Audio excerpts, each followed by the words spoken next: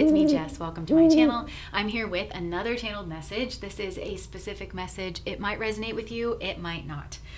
Okay, so this message, when it first came through, it was very short, sweet, and to the point, and that almost never happens. I was very surprised by that. And as I kind of started to feel around, because nothing exists in a vacuum, right? So I was trying to, well, what does this message kind of pertain to? That's when I realized that there was a deep irony in this, because the situation that this message is related to and speaking about and meant to assist you in pulling apart for yourself is anything but short, sweet, and to the point. It's a very confusing situation, convoluted, a lot of moving parts, variables, words, people involved that have really muddled up this situation. It's added layers of complexity that is going to take some time here to pull apart in order for you to truly understand the who, what, when, where, why of this situation, for you to uncover the truth in the situation. And truth, I'm hearing it kind of, the truth is associated with why. You know, why?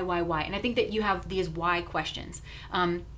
I think it started with a significant other person here that either you have a soulmate connection with and or you had a significant interaction with that you wanted to go a certain way, but it didn't go that way. So you're trying to understand the why. But then I think that led you to understanding everything that I just said, that, well, wait a minute, there's other people involved here. There's been communication, there's been things going on here. So why is this person involved? Why are they saying that? Why are they approaching me in this way? Why are they approaching them in that way? So it's this kind of why. So the truth is linked to this question of why, and that's connected to motive. Okay, so that's kind of what we want to address in this message that is coming through. Now, in order for me to do that, I want to talk a little bit about the complexity in this situation, because I already mentioned part of what's really adding to this is the word aspect, and I'm seeing a tornado of words, and I'm seeing kind of, it looks like disembodied words or something, facts here, and they're swirling around, and I'm seeing them kind of hit certain people in the head, rip up somebody's house over here, throw a cow across the field over there. Like this, the words in the situation are almost begging for context. So it's almost like it's adding more confusion here. So some of these words are facts, whether you recognize them to be facts or not. But I'm hearing disembodied facts. So it's like they're facts looking for a home. It's like looking for their context. That's going to click it into the puzzle. And it's going to be, oh, that kind of like aha moment. Like there's a greater truth, even with if you can identify certain facts in the situation. But a lot of the words here that have gone on around you, towards you, but also for this significant other person involved, for other people, a lot of it is gossip, lies, secrets, somebody bending the truth or omitting certain things. And that aspect is because like the gossip and the lies and the two-facedness of some people in this situation is revealing it, that comes from a place of agenda. And that's where I want to go into another layer that's adding to the complexity of this, which is the people that are involved, okay? Because people have agendas. And not all agendas are dark and nefarious. It's a very normal thing for people to have agendas. Some synonyms for the word agenda, it's like goal, strategy. So it could be like, well, I really want to finish my degree before next year. That's a strategy. And it's an agenda. They have that agenda, so it's going to influence their behavior, and it's going to color it in certain other sectors of their life in order to bring about that agenda, that goal for themselves. So not all of these agendas are nefarious. Some of these agendas are self-protective, or it's because they have like an image of themselves in the future. They want something for themselves. You know, that could even be the white picket fence, the family, the home. Like that can also be an agenda here that would be moving beneath somebody's immediate decisions and behaviors in the way that they're acting. Does that make sense? But some of these agendas are, I really just want to protect myself. And I can't understand what's going on here. So you do have those kind of people here, but you also have people with the more selfish, underhand, power hungry, to do with the scorpionic themes of life, secrets, schmegs, power, money, all of that stuff. Like you have those people and those agendas here as well. Now, also with the people thing that's layering up here, people layer up, don't they? So at the heart of it, every person is an individual first and foremost, and every single individual has layers of complexity even within themselves, because we all have our own personalities, and we have our strengths and we have our weaknesses, and we do have the things that we desire and that we want to accomplish for ourselves that ultimately end up motivating our behavior. And those motivations, we use our personality and our strengths and our weaknesses to bring that about. Now, you have multiple individuals in this situation that may have the same goals or motivations. They both want the same job, and they have different personalities and different strengths and different weaknesses.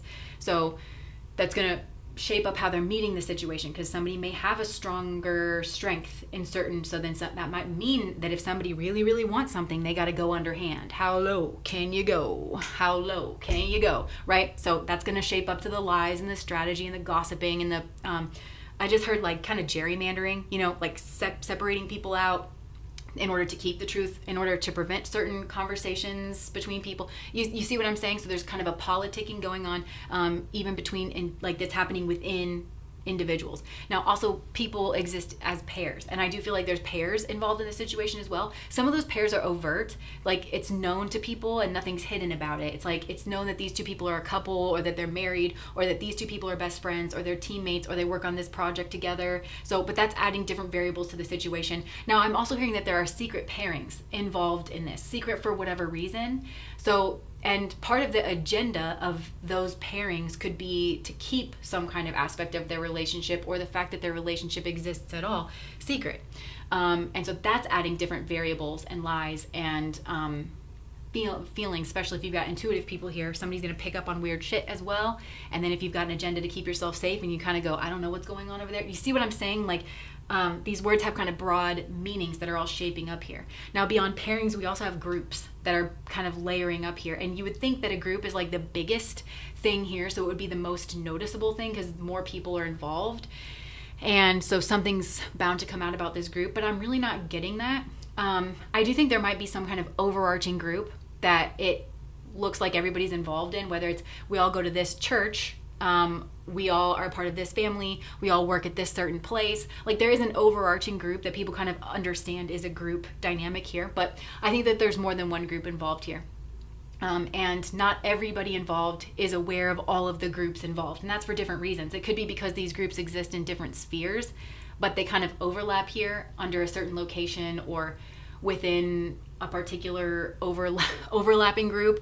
But you also could have groups here that have a hidden collusion and a hidden agenda that kind of unite them in some kind of hidden cause. And it could be that they have the same desires or cravings, but they don't want themselves to be seen in that. So they sort of make excuses for their own bad behavior, and they cover each other's tracks and they cover each other's trails. So there could just be a lot that you don't know here. So all of that is contributing to the convoluted nature of this particular situation.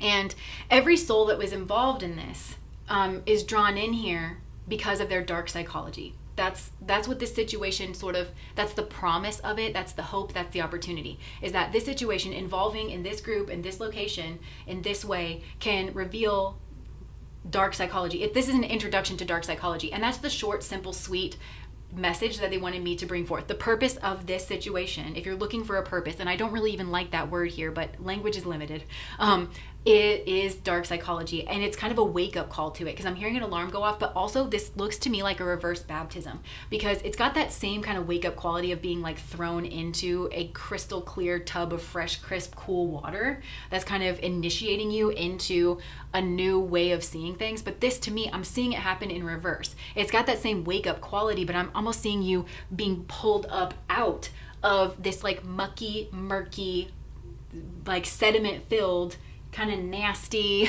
puddle that you didn't realize you were in. And it's that energy that this group and this location and these pairings and everything kind of like exist in.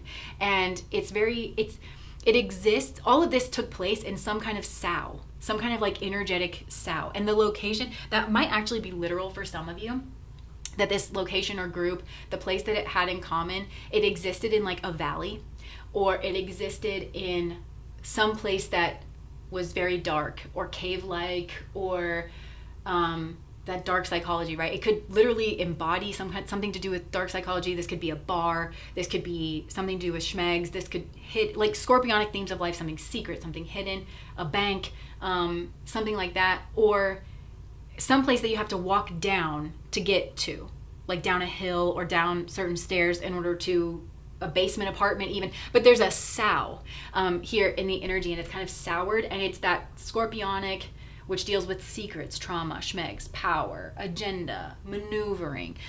And it's that stagnant water, but it's in the psyche.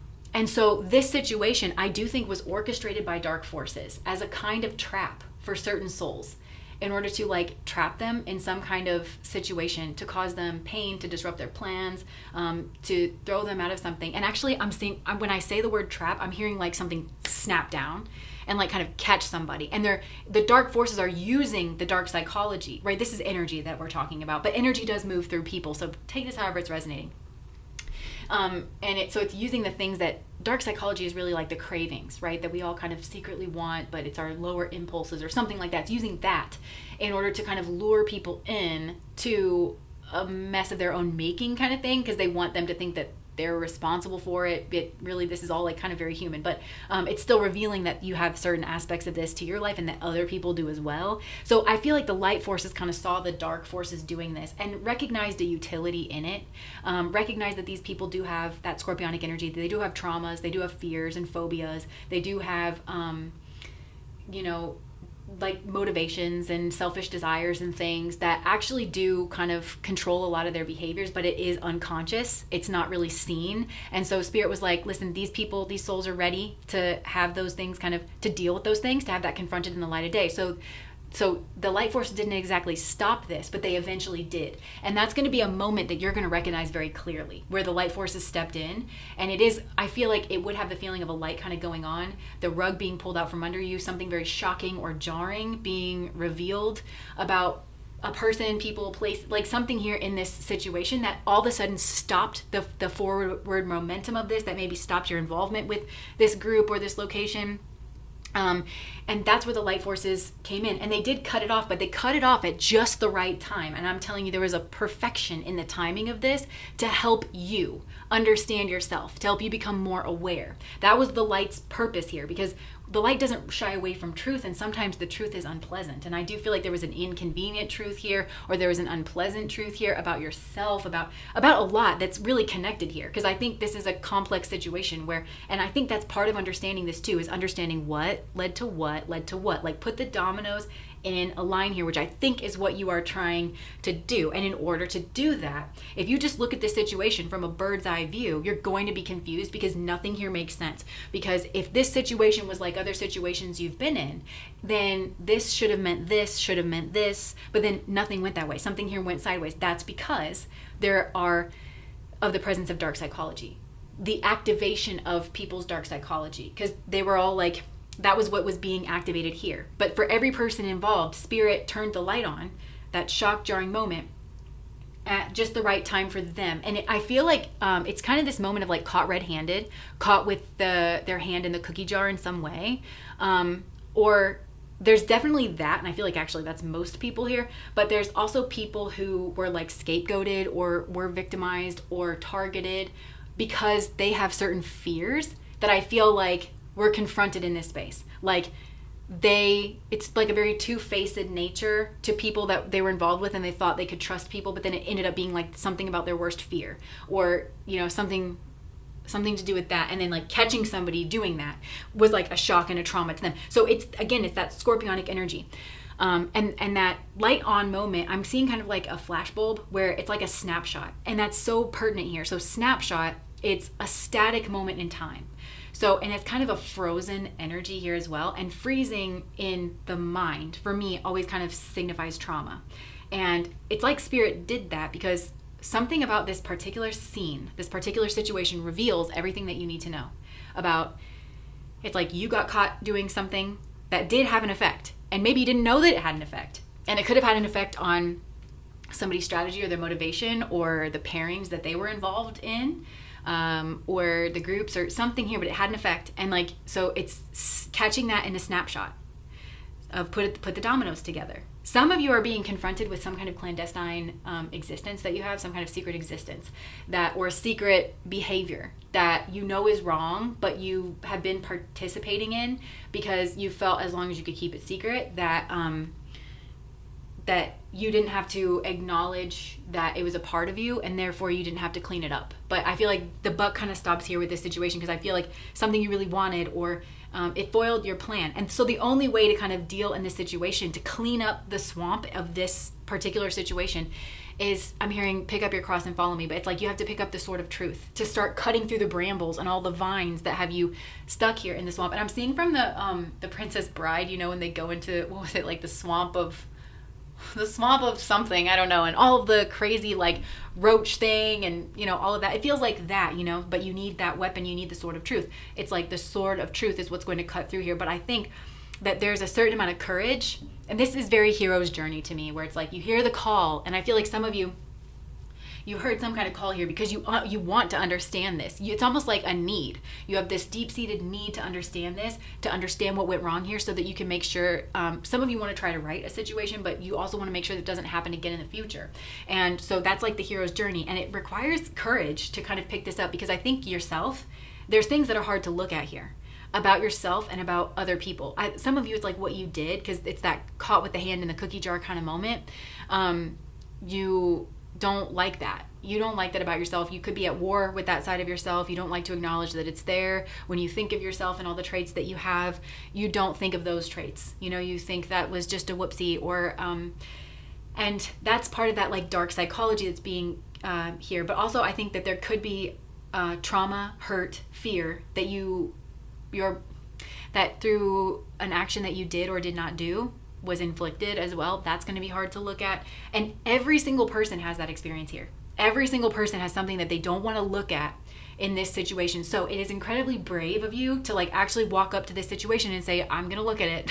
You know, even if it's hard for me to acknowledge these certain things, I need to admit my weaknesses. I need to admit my mistakes. I need to take responsibility, because I feel like that was a big part of this, and about the harm that was caused here, because I'm seeing I'm seeing two sides of like a teeter-totter, right? So on the one side, it's somebody that needs to take responsibility. But when they don't want to take responsibility, what they do is they push it over into the other person's sphere, where then it converts to inappropriate blame, where they're in their own mind blaming, saying that somebody deserved to be treated that way, because, you know, when that's not what happened, because we can't deal in the truth of it. So for some of you, that's like kind of what's going on here. Now, I want to talk a little bit about the dark psychology and what I mean by that, because the word dark has a lot of different meanings, and I think I mean all of them here. Because dark can mean, have you ever been in a room that's so dark you can't see anything? Like, it can just mean like opaque, you know, and there is no light in here for you to see what's going on. So in that way, this could be things that are subconscious, things that are not seen. It can mean ignorance, you know, the ignorance of the effects that your behavior has on other people's dark psychology, their phobias, their fears, their traumas, and the way that it can really affect huge sectors of their life, how they trust people, which then shapes up the relationships they get in or don't get in, or, you know, for what reasons they might be drawn to people who can offer them a certain type of protection, and that's not their soulmate, but they did it because of what you did to them in the 4th grade, you know, something like that. Yeah, so it's like pulling that apart. So that's one meaning of the word dark, but dark can also mean like underhanded, or like having a dark intention, you know, like a sadistic motive, or the part of people that maybe wants to sneak around and get away with it, wants to hurt somebody else because that makes them feel powerful, or like, you know, that little voice, the adversary, the devil on your shoulder. Like, it's meant to kind of unearth that. And that word adversary is standing out to me, because I think some of you are realizing you had an adversary or multiple in this. An adversary meaning somebody whose objectives and agendas and intentions were not as clear as you thought they were, and they were actually working in opposition to your agendas and what you wanted to achieve in the situation. Some of you are realizing that. But I think you're also realizing that about yourself maybe here as well. But that word adversary, it's like there could be an external adversary, but it corresponds with an internal adversary. And it has to do with that scorpionic nature. And I'm hearing scorpionic. And the S could stand out. S could be significant here. Like somebody could have an initial S of like that devil energy, that adversary that you realized. But it's also that scorpionic energy, because I'm hearing that it's like the snake tempting in the Garden of Eden that's kind of coming up from the scorpionic energy. That's kind of the backbiter, the betrayer, somebody who is very two-faced and not telling you their strategy or their agenda. And I think it has to do with schmegs, all these S words like schmegs, strategy, seclusion, I don't know, something to do with like S words. But now, but it's that inner adversary where it's like you can get away with something here. You could, that I think tempted you with part of your own dark psychology. And that's a situation you don't want to be in. And I'm hearing that word trap, and I'm hearing it clamp down. You don't want to be in a situation where your adversary understands more about your nature and your dark psychology than you do, because they're going to use it against you. You need to understand that and be able to kind of like confront it. And I feel like that's another gift of this situation, even though it probably doesn't feel like it. But somebody used your own dark psychology against you, and it was that very tempting in the like the devil voice that's like, oh sure, you can do it, there's not a problem with that, all you have to do is be secretive, all you have to do is lie and steal and cheat. You know, it's like and there's nothing wrong with that, we all do it, right? People aren't perfect. I feel like this is a phrase that's like really been weaponized here, because yes, people aren't perfect, but if you go into a situation excusing your behavior like a blank check, like the devil would do, that devil energy, you misunderstand the phrase of that. You know, that it's not for you to be an asshole. Like it's not, you know, just, well, people aren't perfect, so I'm going to intentionally not be perfect. Like, you know, that has an effect on people. And I think it's had an effect here. Like it's played out. It's played out. I'm hearing something here has been played out. So that's a part of it. But I also think that there's certain people who have done things here that are unacceptable. And they know that what they did was wrong, but they did it anyway, and they know that it's hurt somebody, and they refuse to apologize because they just tell themselves, well, nobody's perfect. Everybody makes mistakes. There's making mistakes, and then there's strategizing, and there's causing someone a trauma that you need to, there, you know, it's like their original sin, and then there's the sin of not taking ownership and admitting that you know what you did is wrong, and that you don't want that person carrying around the blame when you know good and well that you were to blame. Like, you don't let somebody carry the burden of that psychologically.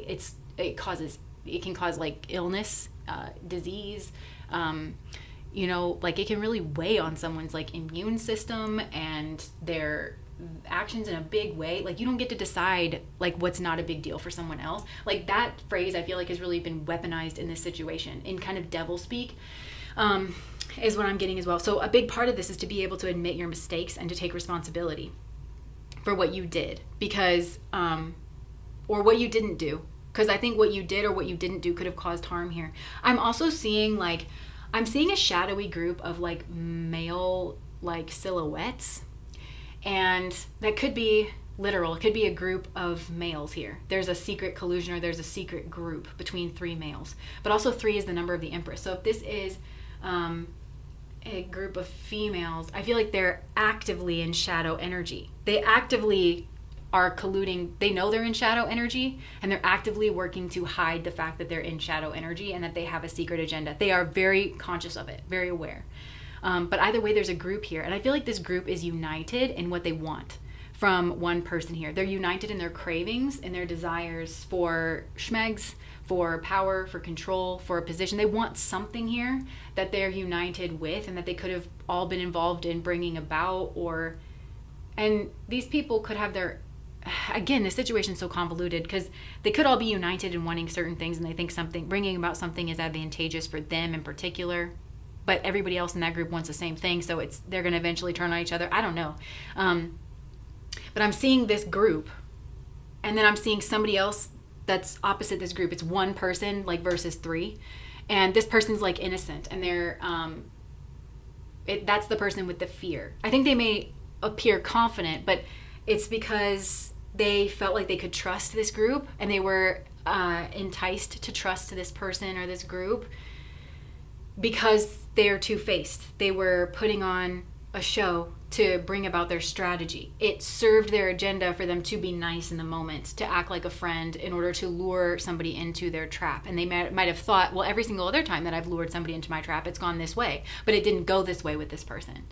Because this person is again, it's that they could have had to confront their fear and then phoenixed out of the situation, or something here is like maybe hidden about this person's strength or their associations. They could know powerful people, or just they could, I don't know, they have a power here that maybe they unleashed, or they are very observant, because scorpionic energy can be very observant, or they do understand the nature of power. They just didn't think that it was here in this situation. They thought they were amongst friends. I just heard there are no friends amongst thieves. So yeah, like, and then I'm hearing that Caribbean quote that says a liar is a thief and a thief is a murderer. So it's like there's something here where it's like it just seems so small, but it's not. And so there's a uniting in scapegoating this person, blaming this person, so that they don't get the help.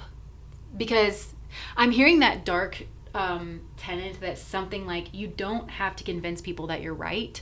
You don't have to convince people of your side of things. You just have to draw enough confusion and doubt in the situation to where people are confused and they don't take like there's the strong action that they should. Because there's somebody here who has, I think, been victimized, and there are good people that really are aligned with light forces that should associate with this person or rush in and point the finger back to these people and tell them where they can go with their bullshit. And they're not doing that because they don't know who to believe. It's not necessarily that they believe the nonsense. It's just that they don't know who to believe. So they should actually be taking a very strong stand here and say, absolutely not. But they're not doing it because they're like, well, I don't want to really shove justice down someone's throat here and then have it turn out to be wrong. In reality, it's not wrong, but you've got, because you've got collusion over here. And I think this collusion, it's very obvious that there's a unity in these three people because they share a gender. They share something here where their agenda would obviously be aligned. Like they would, like they're craving. They want the same kind of thing, you know? Like that's sort of obvious. And they somehow want this person, maybe that's it, or they want to use this person for some kind of power or for strategy or something here. And I think this person, the truth could have come out here in this situation here as well. But, and maybe somebody here is shocked by that because they thought this person was like a pushover. Somebody here's pissed that somebody wasn't a pushover. Yeah. So there's a lot here where I think it brought up like an immense amount of shadow material of either what you're afraid of. Some of you were forced to like deal with like your worst fears here, but that's like the kind of trap. And for some people here, so the fears in this situation that are being brought about aren't on the same level either, because you've got these group of idiots, this group of numbskulls, where their biggest fear is being found out for what they truly are. And that's played out in this situation where it's threatened too, because you've got a very credible person that turned out to have more salt than they do. And it's for the good, with the good forces. They didn't know what to do.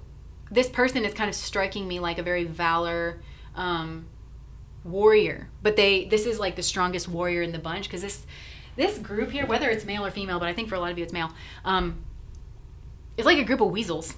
It's like a group of walruses that are on the edge of the walrus clan, and they think, oh, because I'm a man I can strategize and I'm gonna overpower this like other person and society will believe me. And yeah, like that is true, but this is a very credible person and they're very honorable and they're very noble, and they really don't like this kind of behavior. Like it offends them. I think they were traumatized or hurt in this situation as well, but also they just think so low of these other people that they don't want it happening to anyone else. And they really think, I think they have very strong opinions about what should happen to people like this. And they're not wrong, is what I'm hearing. They're absolutely right. But the people who should have kind of been the boundary weren't there.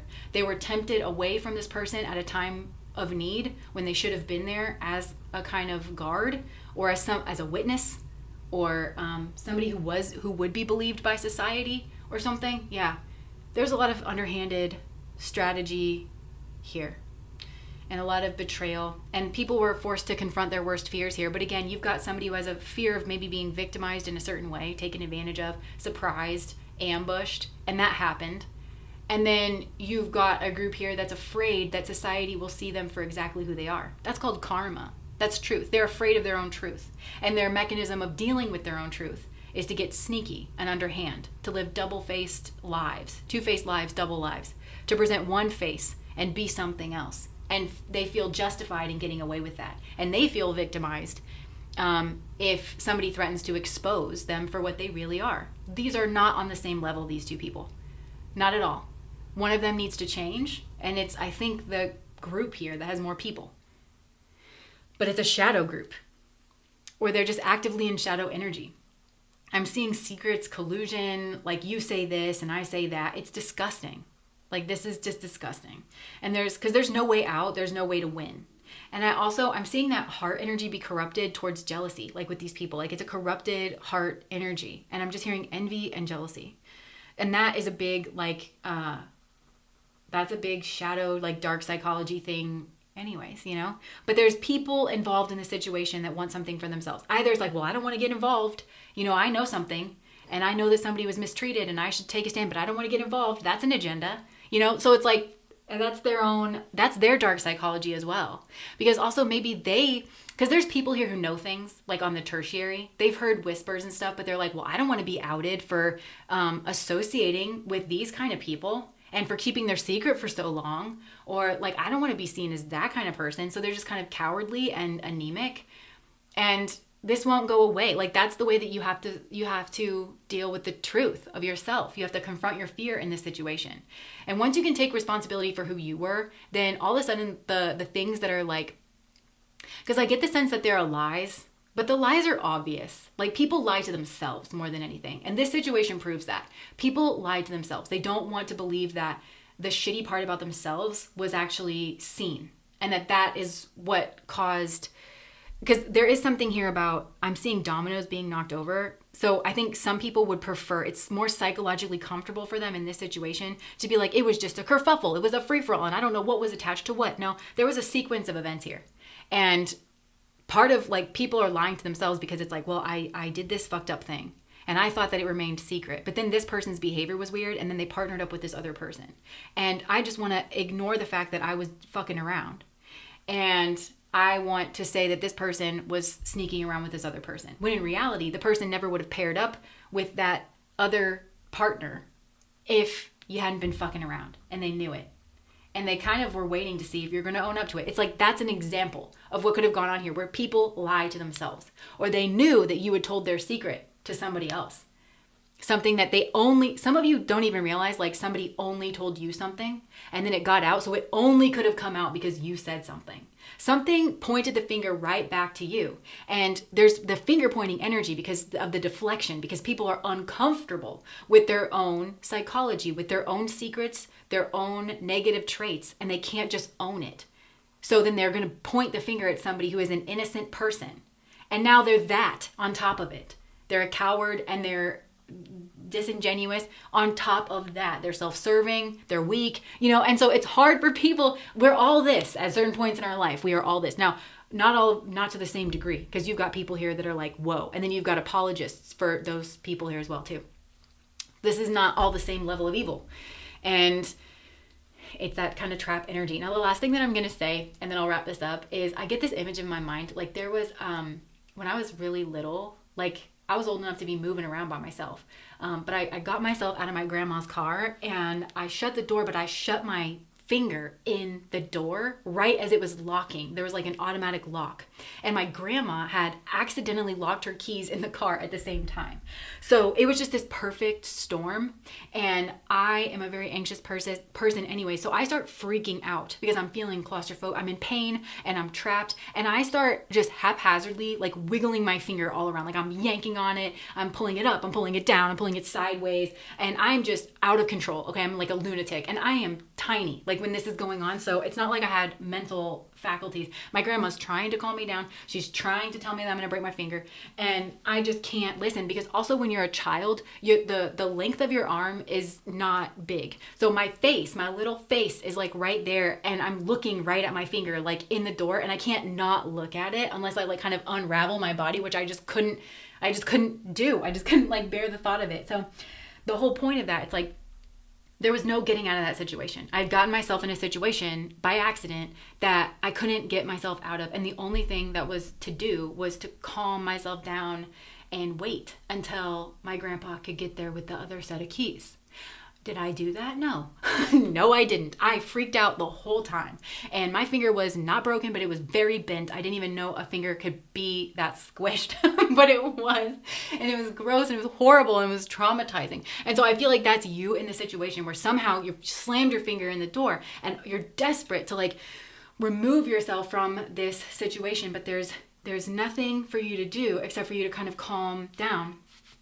And it's like you're kind of forced to look at it, and it's hard for you to look at it. And it's like you I don't know, that's like imprinted somehow. And it's about kind of calming and letting that sediment kind of sit. So I feel like there's something that happened or something that you did or didn't do or that you were involved in. It's like it kicked up a bunch of this emotional intensity and this flaring and this I don't want this to be the case and really rivaling against it when it is the truth. So you've got to settle with the truth first and foremost in order for you to get out of the situation in the best way that you can.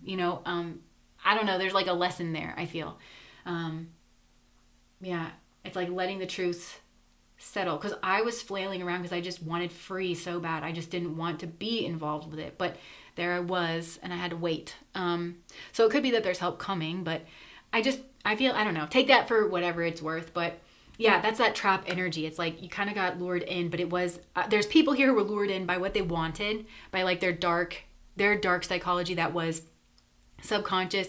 They were around a devil figure or devil figures, and it was internal and external that was telling him it was okay and it didn't matter, and that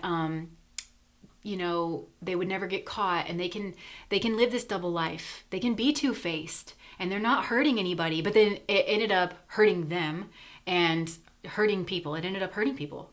And then it was, oh, well, you people aren't perfect. You don't have to admit you're a mistake. You shouldn't have to apologize. Yes, you should. Someone got traumatized here, or something ended here and it was painful and it shouldn't have ended. Something here shouldn't have ended, maybe. Could have ended a relationship that should not have ended.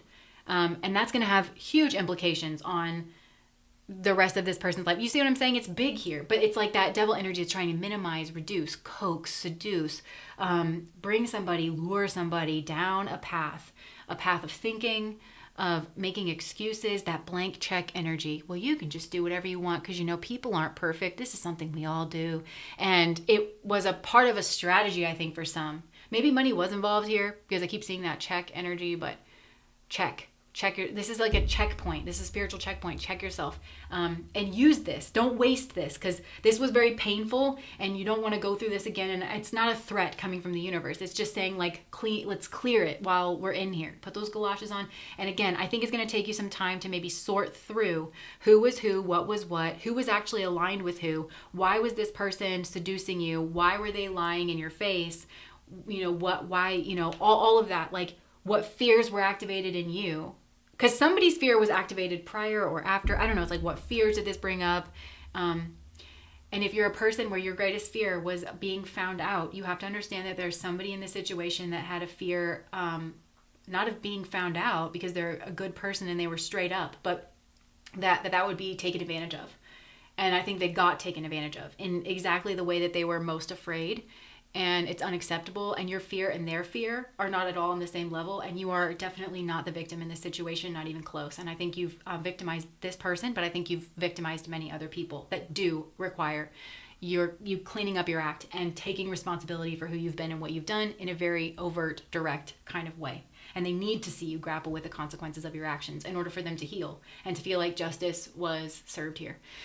And if you can use your voice to help other people in your in-group or community understand that it's not as simple as nobody gets hurt, that people can get very hurt, and that they should not listen to those voices, and they should get away from friends that behave like that they're not actually your friends. They're demons.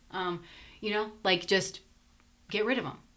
And I think some of you need to correct your behavior and correct your involvement in certain relationships, pairings, and groups. And if you can do that on a spiritual level where you just pull it up from the root, I suggest doing that in this lifetime, so you're not around those negative people again, and that you can repair the relationships with actual soulmates. Okay, so but it all starts by taking responsibility for whatever is yours here to take responsibility for. And if you are the person that got taken advantage of, I feel like you're actually the person that needs to hear that being imperfect is human.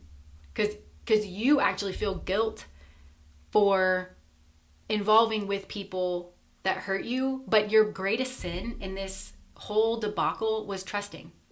You shouldn't be punished for trusting.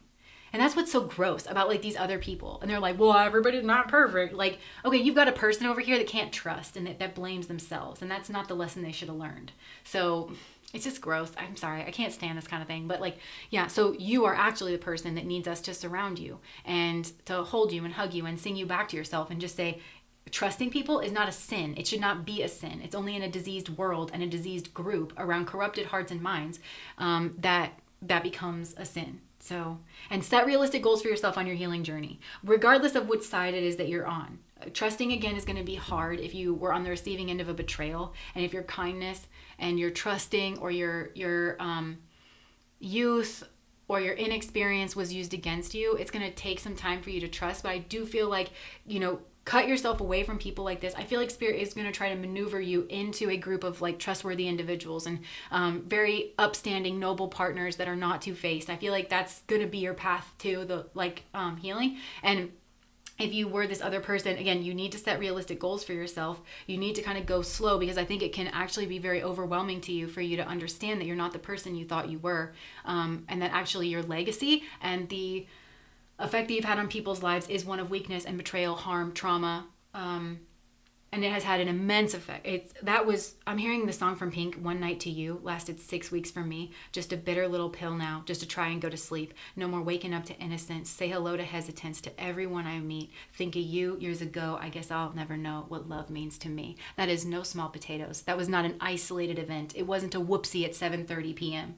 It was a lifelong trauma that you've given someone for them to unfold. It is unacceptable. And you will have to be compassionate with yourself and find people who can be compassionate with you on your journey to the light. And you also need to make sure that you just do not tolerate hypocrisy. You do not tolerate two-facedness in yourself first and foremost, and definitely not in the people around you. And that you resolve to be a person who points out hypocrisy in another person, who stays courageous and says, actually, I think it's not cool and I think it's not brave. I don't think that you are someone to be admired if you are advocating to be two-facedness and to weaponize sociability, friendship, love, warmth, and trust to harm people that don't deserve it. That's actually the devil, and I don't associate with the devil. So that's what I have for you. If that resonates, please like, comment, and subscribe to my channel. Bye, guys.